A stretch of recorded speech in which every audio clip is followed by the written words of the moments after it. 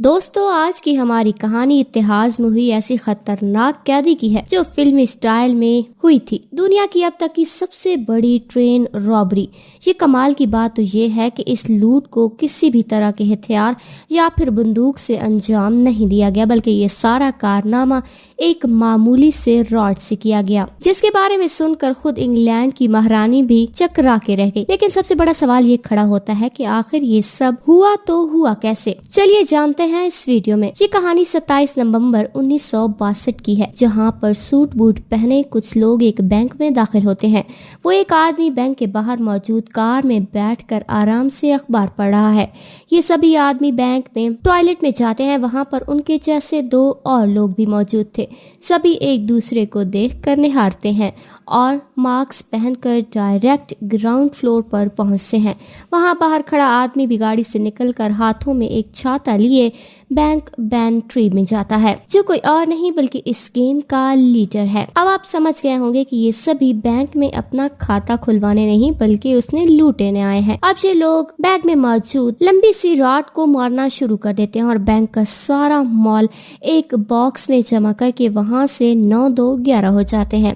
اب اس باکس کو وہ سبھی اپنے ٹھکانے پر کھولتے ہیں، لیکن یہ کیا کھودا پہاڑ نکلا چوہا۔ انہیں یہ سب دیکھتے ہوئے بہت مایوسی ہوتی ہے کہ ان کا لوٹا ہوا سونا دراصل ان سبھی کی امید کے حساب سے بہت ہی زیادہ کم تھا۔ حالانکہ اب وہ جا کر بھی کچھ نہیں کر سکتے سوائے اگلی چوری کے۔ وہ لوگ بچے کچے پیسوں سے اپنا من بہلانے کے لیے ایک بار میں جاتے ہیں اور خوب انجوائے کرتے ہیں۔ اگلے دن روس کے ساتھ ہی چارلی کولنگٹن ان میں ایک وکیل ملتا ہے جو اسے مسٹر فیلڈ سے ملواتا ہے۔ مسٹر فیلڈ ایک بہت بڑے کارنامے کو انجام دینا چاہتے ہیں، لیکن اس کے لیے انہیں کچھ پروفیشنل کی ضرورت ہے۔ وہ چارلی کو بتاتا ہے کہ یہاں پر روزانہ ایک ٹرین نکلتی ہے جو گلاسکو سے لندن آسٹن تک جاتی ہے۔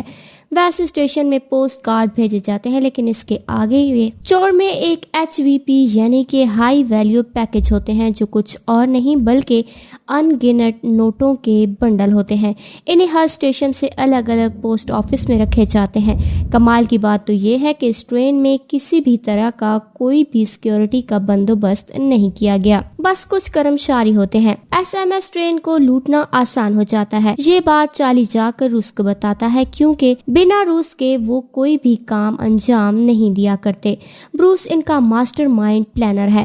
وہ اس کام کے لیے راضی ہو جاتا ہے اور ان لوگوں سے کہتا ہے کہ وہ لوگ ٹرین کو آخری ہی سٹاپ پر لوٹیں گے تاکہ سبھی اسٹیشن سے نکلا پیسہ ٹرین میں آ جائے۔ اب جب سارا پیسہ ٹرین میں آ چکا ہوگا تب ہم لندن اسٹیشن سے پہلے موجود 15 برج کے پاس اسٹیشن کو روکیں گے، پر اس کے لیے انہیں کسی ایسے آدمی کی ضرورت پڑے گی جو اس ٹرین کے سگنلز کی اچھی جانکاری رکھتا ہو اور ٹریفک سگنلز کے ساتھ سمے سے کھلواڑ کر سکے۔ انہیں راج نام کا ایک فلاور سٹی یاد آتی ہے جو شہر میں کافی دور ایک پھول کی دکان لگاتا تھا، اور جب وہ ان کا پلان سنتا ہے تو ترنت حامی بھر دیتا ہے۔ لیکن وہ کہتا ہے کہ اس نے اس کے ساتھ 3 لوگ اور بھی لگیں گے جن کو چوری میں حصہ دینا پڑے گا۔ اب روس کو اس بات سے کوئی دقت نہیں ہوتی۔ اب راجر اور روس اس برج کا معائنہ لینے کے لیے جاتے ہیں جہاں پر انہیں ٹرین کو روکنا تھا۔ انہیں وہاں 2 سگنل دکھائی دیتے ہیں، جن میں سے ایک کو انہیں ریڈ سے گرین کرنا تھا اور ایک کو گرین سے ریڈ کرنا تھا۔ راجر اسی کام کے لیے پاپولر تھا۔ وہ اپنی ایک ٹرک سے پہلے سگنل لائٹ کو ایک میٹر سے کنیکٹ کر دیتا ہے اور پھر گرین سگنل کو بند کر دیتا ہے۔ اتنی آسان سی چیز وہ ریلوے کی بڑی بڑی ٹرینوں کو چکما دینے کے لیے استعمال کرتا تھا۔ وہیں دوسری طرف مسٹر فیلڈ اپنے وکیل دوست کے ساتھ اسی برج کے پاس موجود ایک جنگل میں بنے گھر کی طرف جاتے ہیں جسے وہ خریدنا چاہتے تھے تاکہ چوری کا سارا مال وہیں پر چھپایا جا سکے۔ آخرکار تمام مول بھاؤ کے ساتھ مسٹر فیلڈ وہ خرید لیتے ہیں۔ ادھر روس اپنی گینگ کے ایک ممبر کے ساتھ ریلوے اسٹیشن پہنچتا ہے، کیونکہ ٹرین چوری کرنے سے پہلے انہیں ٹرین کو چلانا بھی آنا چاہیے۔ وہ لوگ ڈبے میں انسٹرکشن کو دیکھ کر ٹرین تو چلانا شروع کر دیتے ہیں، لیکن سمے رہتے بریک نہیں لگا پاتے، جس کی وجہ سے ٹرین سے کود کر انہیں اپنی جان بچانی پڑتی ہے۔ حالانکہ یہ خبر اخبار میں نہیں چھپتی کیونکہ اس میں اکثر ایسے شیطانی لوگ پائے جاتے ہیں جو اسٹیشن کے ارد گرد منڈلاتے رہتے تھے۔ اس گھٹنا کے پاس روس کو یہ محسوس ہو گیا کہ وہ لوگ ٹرین نہیں چلا سکتے، اسی لیے انہیں ایک قابل ٹرین ڈرائیور کی ضرورت پڑنے والی ہے، کیونکہ اتنی بڑی پلان میں کوئی بھی رسک وہ نہیں لینا چاہتے تھے۔ ایسے میں اب روس اپنے دوست سے ملتا ہے جو اسی کے بولے ٹرین ڈرائیور کا پتہ بتاتا ہے، جس کا نام فیلا ہوتا ہے۔ اب اس ٹیم میں 2 اور سدسیہ بڑھ جاتے ہیں، جس سے اب گروپ میں 15 لوگ ہو جاتے ہیں۔ ساری تیاریاں چل رہی تھی، ان سب کی پلاننگ مکمل تھی، بس اب یہاں ضرورت تھی تو 16ویں آدمی کی، جو انہیں ٹرین میں رکھے پیسوں کی صحیح جانکاری دے سکے، کیونکہ یہ بات بھی خود خفیہ ہوتی ہے۔ وہیں پر روس اور ان کے گروپ ممبر پوری طرح سے چوپن ہو جاتے ہیں۔ جیسے ہی انہیں اس کی خبر ملے گی، اسے اس کام کو فوراً کرنا ہوگا۔ اب یہ سبھی لوگ ایک آرمی کے ٹرک کے دوبارہ پر اپنا بوریا بستر سمیت اس گھر کی طرف نکلتے ہیں جسے کچھ دن پہلے مسٹر فیلن نے خرید رکھا تھا۔ یہ گھر جو لنکن نام کے ایک چھوٹے سے گاؤں میں موجود تھا، جو لندن کے قریب 40 میل دور تھا۔ گھر میں موجود سبھی شخص، روس نے صاف صاف کہہ دیا تھا کہ کوئی بھی کسی بھی قیمت پر اپنا گلوز نہیں ہٹائے گا، کیونکہ وہ نہیں چاہتا کہ یہاں پر کسی کے ہاتھوں کے نشان رہ جائے۔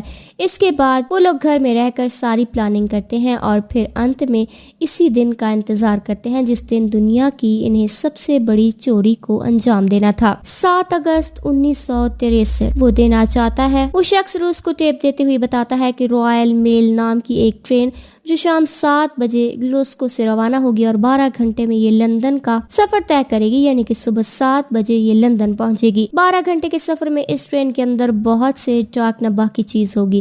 ان میں کل 12 ڈبے ہوں گے، جن میں سے 2 ڈبوں میں ڈاک بھاگ کے سارے پیپرز ہوں گے۔ یہ خط لوگوں کو جلدی ملے، اس لیے یہ ٹرین چلائی گئی۔ وہیں پر آنے والے 10 کوچ میں آخری کے 2 ڈبوں میں 128 پیکٹ سے بھرے باکس رکھے ہوئے ہیں۔ انہیں ایسا رکھا گیا ہے کہ کسی کو اس پر شک نہ ہو۔ سب میں لاک لگایا ہوا ہے۔ یہ خبر سنتے ہی جیمز اور اس کے آدمی سبھی ایکٹیویٹ ہو جاتے ہیں۔ وہیں ٹرین اپنے سمے پر 7 بجے گلاسگو سے روانہ ہو جاتی ہے۔ دوسری طرف وہ سبھی لوگ آرمی کی یونیفارم پہن کر ایک آرمی ٹرک سے بیچ کے پاس پہنچتے ہیں۔ پھر 2 لوگ 2 الگ الگ سگنل کے پاس جا کر ٹریک میں موجود ایک سگنل کو پیلا اور پچھلے سگنل کو ریڈ کر دیتے ہیں۔ صبح کے 3 بج رہے تھے۔ ٹرین ابھی بھی لندن سے 40 کلومیٹر دور تھی۔ وہ بس پھر اس کے پاس پہنچنے ہی والی تھی۔ یہاں روس ہی پریس کے پاس کھڑا رہتا ہے اور باقی کے لوگ برج کے نیچے ٹرین کا انتظار کر رہے ہوتے ہیں۔ جیسے ہی ٹرین آتی ہے اور بیچ کے تھوڑا قریب آتی ہے تو ڈرائیور ڈرون سگنل کو دیکھ کر ٹرین کو روک دیتا ہے اور یہ سبھی لوگ ٹرین کے پیچھے کے ڈبے میں چڑھ جاتے ہیں۔ ادھر دوسری طرف کچھ لوگ ٹرین کے پیسنجر والے ڈبے میں اس کے کوچ میں الگ کام کرنے اس کے کوچ کو الگ کرنے کا کام دیکھ کر وہیں 2 ممبر ڈرائیور کی کوچ میں چڑھ کر انہیں بندی بنا لیتے ہیں۔ اب یہاں پر بوڑھا ڈرائیور ٹرین کو اپنے کنٹرول میں لے لیتا ہے اور اسے چلانے کی کوشش کرتا ہے، مگر نہ جانے کیوں وہ ٹرین نہیں چل رہی تھی۔ کچھ دیر بعد اسے معلوم پڑتا ہے کہ ٹرین میں ویکیوم ہی نہیں ہے، جس سے وہ لوگ ڈرائیور کو کنارے بٹھا کر دوسرے ڈرائیور کو لے کر آتے ہیں۔ پہلے تو اسے خوب مارتے ہیں اور پھر اسے ٹرین چلانے کے لیے مجبور کرتے ہیں، لیکن انت میں وہ بھی بولتا ہے کہ اس میں ویکیوم نہیں ہے۔ دراصل دوستو، جب یہ لوگ ٹرین کے پیسنجر کوچ کو انجن سے الگ کر رہے تھے تب یہ غلطی سے انہوں نے ویکیوم کا پائپ بھی توڑ دیا تھا اور ایسے میں ایک آدمی جا کر پائپ کو جوڑتا ہے اور پھر یہ ٹرین سٹارٹ ہو جاتی ہے۔ کچھ منٹ بعد ٹرین ایک برج پر پہنچتی ہے جہاں پر روس ان کا انتظار کر رہا تھا۔ اسی برج کے نیچے سارے ٹرک بھی رکھے ہوئے تھے جس میں مال سارا بھرا جانا تھا۔ اس کے بعد یہ سبھی لوگ ایک ایک کر کے اس انتم کوچ میں جاتے ہیں جہاں پر سارا پیسہ جمع ہوا تھا۔ ادھر جو پوسٹ وربا کے ادھیکاری ٹرین میں موجود وہ سب سو رہے تھے کیونکہ رات کے قریب 3 بج رہے تھے اور ایسے یہ لوگ باکس کا تالا توڑنا شروع کر دیتے ہیں۔ اس کے لیے باقاعدہ ان کے پاس ایک راڈ بھی تھا۔ وہ لوگ ایک ہیومن چین بنا کر چوری کا سارا مال ایک ایک کر کے 15 منٹ کے اندر پورے 128 باکس ٹرک میں بھر دیتے ہیں۔ جو پیسہ بچ جاتا ہے روس انہیں وہیں چھوڑ کر چلنے کے لیے کہتا ہے۔ اب جاتے جاتے روس ٹرین کے ڈرائیور کو یہ بھی بولتا ہے کہ اگر انہوں نے 30 منٹ سے پہلے پولیس کو اس بارے میں خبر دی تو وہ ان کو ٹھکانے لگانے کے لیے واپس آئے گا۔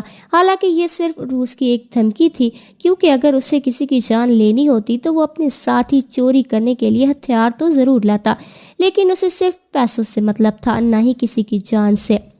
अब काम खत्म होने के बाद ये सभी जंगल के बीचों बीच गांव में खरीदे गए अपने उसी घर में जाते हैं और इतना पैसा जिंदगी में पहली बार देखकर वो सभी अपनी खुशी रोक नहीं पाते। वो यहीं पर पार्टी स्टार्ट करना शुरू कर देते हैं। यहाँ पर वो लोग पैसे को गिनना शुरू कर देते हैं, लेकिन 2 महीनों की कड़ी प्लानिंग के बाद ब्रूस काफी थक चुका था, इसीलिए वो सोने के लिए चला जाता है। जब उसकी आंख खुली तो देखा कि पूरा रूम नोटों के बंडल से भरा हुआ है। अब वो पूरी रात सिर्फ ऐसे ही नोटों को गिनते रहते हैं, जिसका हिस्सा 300 करोड़ के आसपास था। ये रकम इतनी ज्यादा थी कि इस समय किसी को भी पल में अरबपति बनाने के लिए काफ़ी थी। इतना पैसा देखने के बाद ब्रोस के दिल की धड़कन तेज हो जाती है, क्योंकि उसे महसूस होता है कि उसने कोई मामूली चोरी नहीं की, बल्कि ये इस दौर की सबसे बड़ी चोरी है, जिसे सरकार इतनी आसानी से तो नहीं बख्शेगी। वहीं ड्राइवर ने इसका सारा काम खराब कर दिया था। ना तो इसने ट्रेन चलाई और ना ही इससे को वैक्यूम पाइप बना, लेकिन फिर भी चार्ली उसे उसके हिस्से की रकम देकर वहां से जाने को कहता है। इसके बाद ये सभी दोस्त मिलकर ये फैसला कर रहे होते हैं कि ये लोग इतने पैसों का क्या करने वाले हैं। इधर इतिहास में सबसे बड़ी चोरी की खबर वहाँ की पुलिस से लेकर देश की बड़ी बड़ी मीडिया एजेंसी के एक अखबार में छप जाती है। ट्रेन के ड्राइवर से लेकर सभी से पूछताछ किया जाता है, लेकिन किसी के पास भी कोई भी सुराग मौजूद नहीं होता। या फिर इतने पैसे लेकर वो लोग कहाँ गए? इन्हें जमीन खा गई या फिर आसमान निकल गया? तभी ब्रोस को रेडियो के जरिए मालूम पड़ता है कि किसी चश्मदीद ने स्टेशन के आसपास आर्मी के ट्रक को देखा था, जिसकी वजह से वो अच्छे से जान चुके हैं। अब उन्हें इस बात का तो पता चल गया था कि पुलिस जरूर ट्रक का पता लगा रही होगी। ऐसे में ब्रोस और उसके साथी मिलकर इस ट्रक को एक नॉर्मल ट्रक में बदल देते हैं। इसी दौरान एक और बुरी खबर उनका इंतजार कर रही थी, जहां इन लोगों को मालूम पड़ता है कि पुलिस घटना के स्थल 30 मील के दायरे में आने वाले सभी फार्म हाउस या घर की तलाशी लेना शुरू कर चुकी है, जिसका मतलब ये था कि वो लोग 24 घंटे के अंदर इन लोगों तक पहुंच जाएंगे। वो लोग जल्द से जल्द वहां से निकलने का प्लान करते हैं और इसी के साथ ही वो सारे सबूतों को मिटाने लगते हैं और घर को भी अच्छे से साफ कर देते हैं, ताकि गलती से भी उनके हाथों का निशान कहीं पर भी ना छूटे। इसके बाद वो लोग पैसे लेकर अपने अपने रास्ते निकल जाते हैं। साथ ही पकड़े जाने पर किसी का भी नाम ना उगलने की कसम भी खाते हैं। दूसरी तरफ ये केस काफी हाई प्रोफाइल हो गया था, क्योंकि ये सारा पैसा क्वीन का था, जिसके कारण ऑफिसर बटलर को इसके लिए हायर किया जाता है। बटलर देखने में तो काफी बूढ़ा हो चुका था, लेकिन उसका दिमाग आज भी बेहद शातिर था। खोज के पहले ही दिन उसे गांव वालों से मालूम पड़ता है कि उनके इलाके में काफी दिनों से गाड़ियों का बहुत आना जाना था, जो कि पहले कभी नहीं देखा गया। उसी बटलर को बहुत सी लीड मिल जाती है और वो खोजते खोजते इसी फार्म हाउस पर पहुंच जाता है, जहां पर ब्रोस और उसके साथियों का बसेरा था। घर में दाखिल होते ही उसे 20 गठिया मिलती हैं, साथ ही कुछ और भी चीजें मिलती हैं। कुछ अधजला सामान भी उसके हाथ लगता है, जिन्हें ठीक से जलाया नहीं गया था। और तो और इनमें से कुछ लोगों ने ग्लव्स भी नहीं पहने थे, जिसकी वजह से घर में फिंगरप्रिंट्स के निशान भी मौजूद थे और फोरेंसिक टीम ने उन्हें खोज लिया था। इसके बाद बटलर और इसके साथी इन लोगों को ढूंढने में लग जाते हैं। घर में उन्हें एक लॉकेट भी मिलता है, जो कि फूल बेचने वाले रॉजर का था। बस फिर क्या था, पुलिस की एक टीम रॉजर को तुरंत ही उसके घर से उठा लाती है और उसके घर में वो पैसे भी बरामद हो जाते हैं। थोड़ी बहुत सख्ती करने के बाद रॉजर बआसानी कबूल कर लेता है कि उसके घर में जो सारे पैसे हैं वो उसी ट्रेन में चोरी की हुई रकम है। साथ ही वो कबूल कर लेता है कि ट्रेन में वो पैसे चोरी करने के लिए नहीं गया था, बल्कि उसका काम सिर्फ सिग्नल्स को चेंज करना था। पहले इसके बाद पुलिस को एक और फिंगरप्रिंट मिल जाता है, जो कि चार्ली का था, क्योंकि चार्ली पहले भी जेल जा चुका है, जिसकी वजह से उसके फिंगरप्रिंट हिस्ट्री शेयर की लिस्ट में मौजूद थे और वो मैच हो गए थे। अब वो लोग चार्ली को भी पकड़ लेते हैं। कुछ इसी तरह अब पुलिस के हाथ एक एक करके सारे मुजरिम आते जा रहे थे, क्योंकि हर किसी को कोई ना कोई गलती ज़रूर कर दी थी। किसी के जूते में ट्रक का पेन पड़ा हुआ था, तो किसी के टूटे हुए बाल पुलिस के हाथों लगे थे। हालांकि ब्रोस अभी भी पुलिस के चंगुल से आज़ाद था, जबकि बटलर को ये बात मालूम पड़ चुकी थी कि वही इस रॉबरी का लीडर है, क्योंकि इससे पहले भी एक एयरफोर्स चोरी में ब्रोस का नाम आ चुका है, جس کے بٹلر کو کہیں نہ کہیں اندازہ ہو جاتا ہے کہ اتنا بڑا ہاتھ بروس کے علاوہ کوئی نہیں مار سکتا، مگر لاکھ کوششوں کے باوجود بروس ان کے ہاتھ نہیں لگتا۔ تب یہ ایک روز دو کانسٹیبل کو ایک گھر کے باہر ایک سیڑھی نظر آتی ہے جو کہ سیدھا چھت پر جا رہی تھی۔ انہیں ایسا لگتا ہے کہ ضرور یہ کسی چور کا کام ہوگا۔ جب وہ لوگ نیچے کا دروازے سے گھر میں داخل ہوتے ہیں تو انہیں وہاں پر بروس اور اس کا پریوار ملتا ہے، لیکن اس کانسٹیبل کو بالکل بھی اندازہ نہیں تھا کہ ان کے سامنے جو کھڑا ہے وہ بروس ہے۔ وہ اسے پہچان نہیں پاتا، اسی لیے اسے چھوڑ دیتا ہے۔ لیکن کچھ سمے بعد جب ان لوگوں کو اس بات کا احساس ہوتا ہے تو یہ خبر ہائی کمان میں دے دیتے ہیں، لیکن تب تک بروس وہاں سے جا چکا ہوتا ہے۔ اب گھر کو پوری طرح خالی کر کے اپنے پریوار کے ساتھ وہ کہیں اور چلا گیا تھا۔ جب ان کے گھر کی تلاشی لی جاتی ہے تو پولیس کو کچھ اور لوگوں کے فنگر پرنٹس ملتے ہیں جو کہ بروس کے ہی ساتھی ہوتے ہیں، اور ان فنگر پرنٹس کے آدھار ان لوگوں کو بھی پکڑ لیا جاتا ہے۔ اس کے بعد ان سب کو کورٹ میں پیش کیا جاتا ہے۔ حالانکہ انہوں نے یہ اپرادھ بنا کسی ہتھیار کے انجام دیا تھا، لیکن پھر بھی سبھی کو 30 سال کی سزا سنائی جاتی ہے۔ انگلینڈ میں اس سمے 30 سال کی سزا کسی پھانسی کے سزا سے کم نہیں تھی، ورنہ ٹرین رابری کے بیچ اتنی بڑی سزا کوئی بھی انگلینڈ کے تعدی کو نہیں ملتی تھی، کسی بھی انگلینڈ کے اپرادھی کو نہیں ملتی تھی۔ اب یہ اس دور کی سب سے بڑی سزا بھی تھی۔ یہ سب اس لیے ہو رہا تھا کہ وہ پیسے عام پیسے نہیں تھے، ورنہ ٹرین رابری کے بیچ اتنی بڑی سزا کبھی بھی انگلینڈ کے اپرادھک میں کسی کو نہیں دی گئی۔ خیر، اس بات کو 2 سال بیت چکے تھے اور اس بات کو اور بٹلر ابھی تک بروس تک نہیں پہنچ پایا تھا، لیکن بٹلر کو اس بات کا بھی پکا یقین تھا کہ اتنی بڑی لوٹ ریلوے کے کسی کرمچاری کے ٹھیکے نہیں ہو سکتی۔ یقیناً اس کام میں کوئی ریلوے کا آدمی ملا ہوا ہے۔ اس کی کچھ ہی دیر بعد بروس کا ایک اور ساتھی خود کو پولیس کے حوالے کر دیتا ہے، کیونکہ وہ کئی سال سے پولیس سے چھپ کر بھاگ رہا تھا اور اس کا خمیازہ اس کا پریوار کو بھگتنا پڑ رہا تھا۔ پر اب وہ یہ چاہتا تھا کہ اس کی بیٹی خوشی سے رہے اور دیش کے باہر جا کر پڑھ سکیں، اسی لیے وہ پولیس کے سامنے سرنڈر کر دیتا ہے تاکہ جب اس کا پریوار یہ ذلت بھری زندگی نہ جھیلنی پڑے۔ حالانکہ ابھی بھی بروس کا کوئی اتا پتہ نہیں تھا اور دیکھتے ہی دیکھتے اس گھٹنا کو 4 سال بیت جاتے ہیں اور بٹلر کی ریٹائرمنٹ کا سمے آ جاتا ہے۔ لیکن بٹلر اپنی ریٹائرمنٹ لینے سے صاف صاف منع کر دیتا ہے، کیونکہ اس نے قسم کھا رکھی تھی کہ وہ جب تک اپنا کیس سالو نہیں کر دے گا تب تک شانتی سے نہیں بیٹھے گا۔ پھر کچھ مہینوں بعد اچانک سے اس کے پاس ایک کال آتا ہے اور یہ فون اس کی زندگی کے آخری کیس کو ختم کرنے کے لیے کافی تھا۔ یہ کال کس کا تھا اور اسے کیوں آیا تھا، یہ بات تو آج تک کسی کے سامنے نہیں آئی، لیکن اس شخص نے بروس کا ایگزیکٹ پتہ بٹلر کو دے دیا تھا۔ اس کے بعد وہ لوگ اسے بھی سلاخوں کے پیچھے ڈالنے کے لیے نکل پڑے۔ آفیسر بٹلر خوشی خوشی ریٹائرمنٹ ہو جاتے ہیں۔ حالانکہ آپ کی جانکاری کے لیے بتا دیں کہ لاکھ پوچھ تاچھ کرنے کے بعد بھی پولیس چوری ہوئی پیسوں کا صرف 10% ہی ریکور کر پائی تھی۔ باقی کے پیسے کہاں گئے اس کا کسی کو کوئی پتہ نہیں۔ وہیں 1971 میں اچانک برٹن کی ساری کرنسی کو بدل دیا گیا، جس کا صاف صاف یہ مطلب تھا کہ ٹرین سے چرایا گیا 300 کروڑ کا پیسہ 90% ردی بن چکا تھا، کیونکہ یہ 8 سال میں اتنے بڑے اماؤنٹ کو ٹھکانے لگانا واقعی ناممکن تھا۔